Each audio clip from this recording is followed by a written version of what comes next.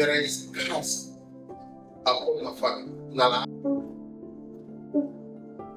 Leo nakwambia vitu vigumu ambavyo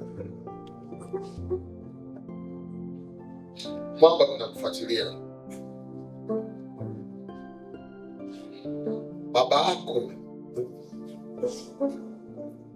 alinenewa laana ya kutokufanikiwa.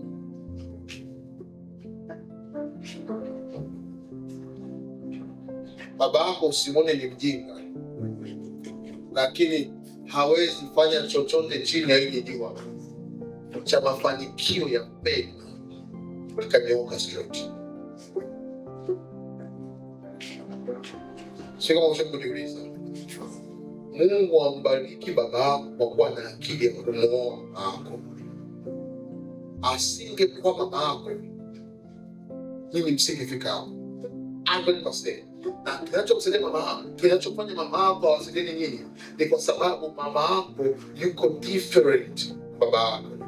Mama yako ana neema ya kutafuta na kukusanya, lakini alipoolewa na baba yako akajiconnect na ile laana.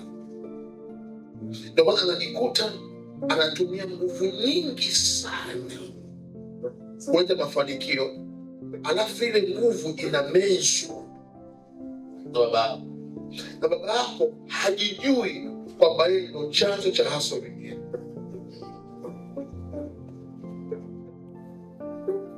Na hiyo part sasa inatafuna familia yenu yote.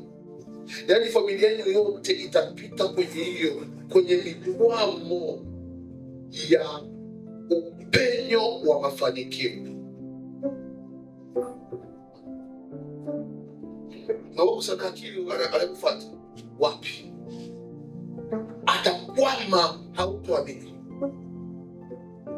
Yaani kuna sehemu ambapo ukifika unakwama. Lakini kuna laana iliyonenwa kwa baba. Pati kusipovunja mlango wa laana,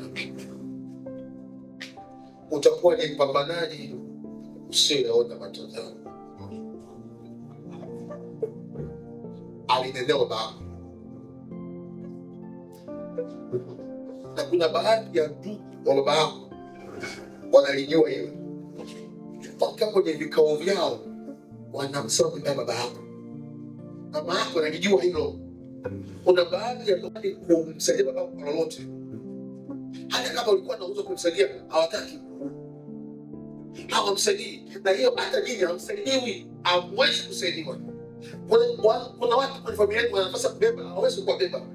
Kwa sababu kuna kitu ambacho baba yako amevishwa, anatembea nacho. Ubaya sasa kawarithisha na kwenye. Kwa mzee, sio kama upambani. Kuna maneno matamshi ya bango yaliyonenwa yako kwenye ulimwengu wa roho, hujayafuta bado. Kwa wewe unapoenda, yeye bado yanaongea kwa niaba.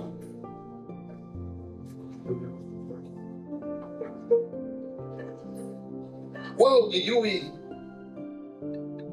Nisema kwa kweli, utaendelea kwa part of my ministry lakini hautabarikiwa.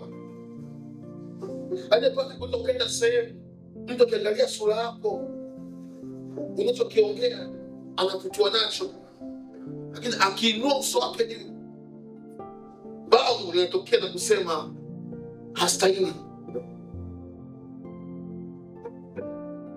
Yaani wewe unambariki, lakini kitambulisho chako kinasema haustahili.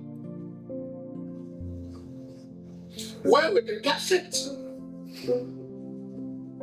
kitambulisho kinasema mharibifu.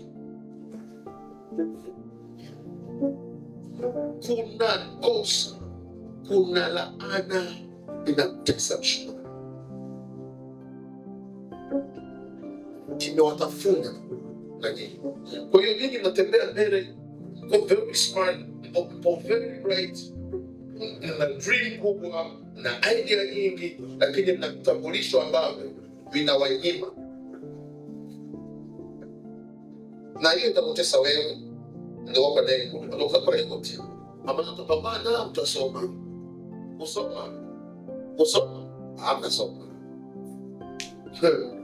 Ila kushika njoro chapa anka tomato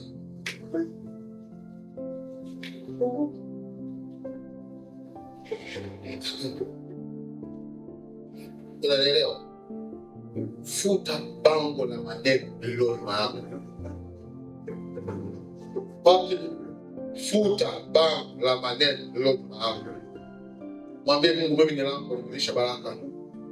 Ujinga baba wangu usinifuatilie. Arudi tena kwa lugha nyepesi ambayo itakuwa ngumu wewe kuimeza. Jitenge na ukoo wa baba wangu katika ulimwengu wa roho.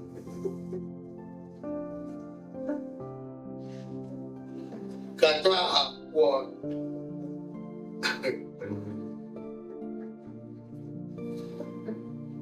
hivyo nilikataa.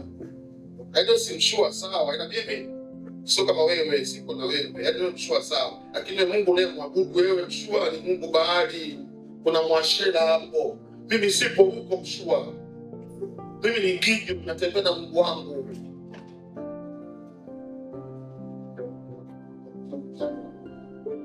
Usipofanya hivyo, mzee utazama, utakuwa useless man. Amua kuchana bango linaloongea nyuma yako baada ya wewe kupita. Mungu akubariki.